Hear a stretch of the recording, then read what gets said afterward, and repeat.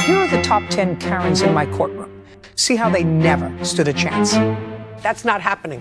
If you wanted this stuff, you would have gotten it out before. And that was your problem. He's not responsible for your stuff. He's paying rent. Yes. And you're not. And he doesn't have to look at your junk in the garage that you've left there, abandoned for 7 months without paying any storage. He doesn't have to pay rent, which is how much for the property? $2,500. He doesn't have to pay $2,500 a month starting November 1st. Not through November 1st, starting November 1st. If I had been aware that I was supposed to be out by October 31st, you bet your bottom dollar I would have been there with bells on. Well, that's too bad. But you're not losing so far, right? Is there anything that you're not losing? I'm not buying her story because how old are you? In my 60s. You're in your 60s and you've had apartments? Yes. Yes. And when you start renting an apartment, if you start the 1st of the month, you move in on the 1st of the month, then it's yours. Yes. It doesn't belong to the previous tenant until midnight on the 1st of the month. That's right. No. So I could have come at 1 a.m. on November 1st and I would have been within my legal rights. Goodbye. We're done. I'm done with you. No, Judge Judy, I want to say one thing. This man is a liar and a thief. You're a hustler. And I'm a what? I want you to answer my question. Yes, ma'am. You have a complete fence around all the property. Yes, ma'am. The only way you can see this color is by going around all the fences and looking from his side of the property. No, ma'am, that's not the only way. Well, what other way can you do it? You can do it with a drone. It's completely visible to the rest of the neighborhood, anybody on the street, anybody on the sidewalk. Who cares? That has nothing to do with you.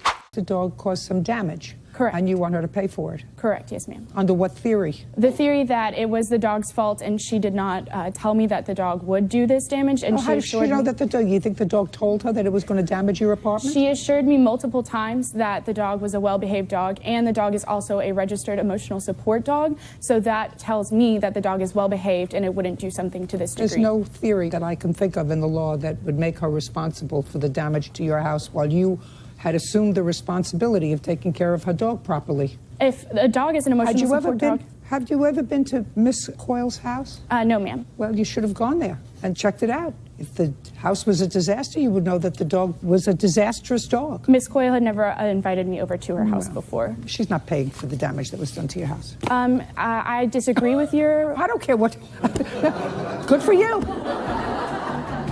They had closed their doors. Well, they don't own the zip lines, right? But they just pay attention. They don't own the zip lines. Right. There was no skiing either, right? No, which we knew that. You could have found out that there were no zip lines too. All you had to do was make a phone call. Well, the zip line was there when we rented it. If it closed its doors, so we rented it in June, or paid it in June, July 14th, which I have a picture, they closed their doors. And if we had been... Brightwood's a small town. If they had notified us, I think it's their responsibility as a cabin to notify us. It certainly is not their responsibility to notify you. It's your responsibility. If you like hiking, if you like fishing, if you like zip lining, it's your responsibility.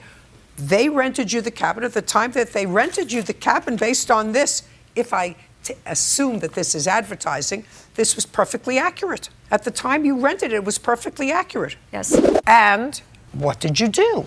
I confronted her about... Okay, confronted her. So tell me how you confronted her. I asked her if she... You went out of your house? Yes.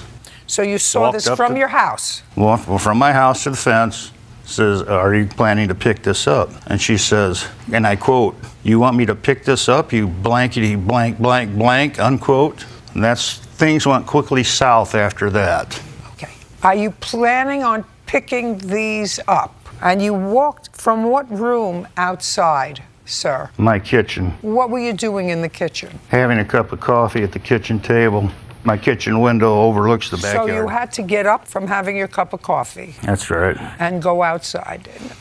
I want you to give me a number. Were there more than 20 twigs or less than 20 twigs that we're talking about? There's more. It's a sizable bush. Were there more than 30 twigs or less than 30 twigs? Less. So somewhere between 20 and 30 twigs. I'm not giving you a quarter. I think that you're a very bad businesswoman.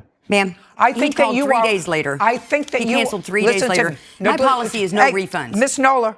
Miss It's in my Nola. policy.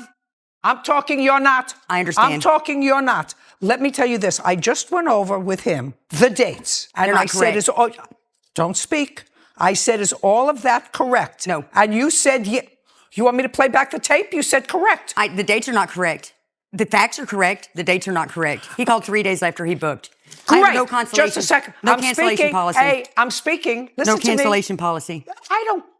I don't give a rat's So why do people put these in Listen their- to me. I don't give a rat's behind about what you're going to show me. I'm not giving you another penny. Not another penny. If the money went back into your account. Because he was wrong. That's why he dropped the dispute. No, let me tell you something. If I was in Why business. did he drop the dispute? If you're going to talk over me, I'm going to throw you out of Why here did and he not drop even the dispute explain. would be my Hey, just question. a second. If you're going to try to talk over me. Yes, ma'am. I'm going to throw you out. Yes, ma'am. It would be my pleasure anyway. I was not present because the dog was never out. I had the dog in my hands And the whole time. And what I'm telling you is, I don't believe you. Why Nobody. not? Why? Yes, why? Because I'm going to ask her a couple of questions. Have you been psychiatrically hospitalized in the last 5 years?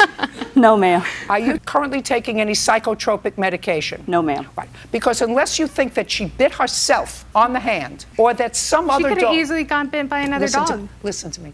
I'm going to tell you something. She has no picture. She has no proof. She has no witness. Listen to me. She doesn't have to have a witness. She you know has what she to. has? It's her word against hers. I'm sorry. You sound like a fool. I don't, because I know what I'm saying. Are you trying to sound like a fool? You sound like a fool. I'm trying to sound what it is. You sound like a fool. That's your opinion, not No, mine. my opinion's the only one that counts. Which I understand. You sound like a fool. Not reaching that amount. Stop. sorry. If Judge? you do, listen to me. Oh, I'm If sorry. what you do is interrupt, I'm just going to give him what he wants and throw you out. Do you understand? Yes, I All was right. confused try when to, I could talk. You know, Okay. chill. 2244 Judge- minus 1352.50 is $891.50. That's what I paid. $892. And the room. $891.50. Yeah. Okay. I'm sorry. Great. The room per night was $240. So $892 Plus less. the cleaning fee. Plus the cleaning fee. I don't care about a cleaning fee. I'm going to look at the pictures to see whether he's going to get this money. Yes. And But I'm that going to was see. stated in the I'm contract. talking Oh, sorry. 2.5, which is $652. That's less one night stay. $652. Stay there one night. Now I'd like to see the advertisement that you answered. And now what your lawsuit is you want her mother to pay for the mirror on your car. Yes, Your Honor. She collided. I was going very slowly, and it was a side impact. I did not hit her. She ran into me, and she was going against the crossing guard, going in an area where you're not supposed to be crossing at all. Guard standing over there. I'm on the opposite, going very, very, very slow. Very, very, very, very, very slow. Yes, I was going extremely slow. Explain, if you were going so slowly, explain her broken clavicle. Mr. Campos, what do you do for a living? I'm a lawyer. Where? San Antonio, Texas. Hope you don't use that against me. No, I'm going to hold your lawsuit against you because it's stupid. Well, to me, it's personal, and if you got a bad haircut, I'm sure you would be happy. It's stupid. Your lawsuit's stupid. And I actually am surprised. I didn't know what you did for a living, so I'm actually surprised that you acknowledge that you were a lawyer. I would have thought that a lawyer had more respect for courts than to bring this kind of lawsuit, which I'm going to outline very briefly. You went to the defendant to have your hair cut. Whatever hair you have left, you wanted to have cut. And she cut your hair too short, so you're suing her for $5,000. Now, that's a ridiculous lawsuit. It's a ridiculous waste of judicial time. Only thing is, this is a television courtroom, so we actually have fun doing sometimes ridiculous cases, which I'm sure is the reason you came here.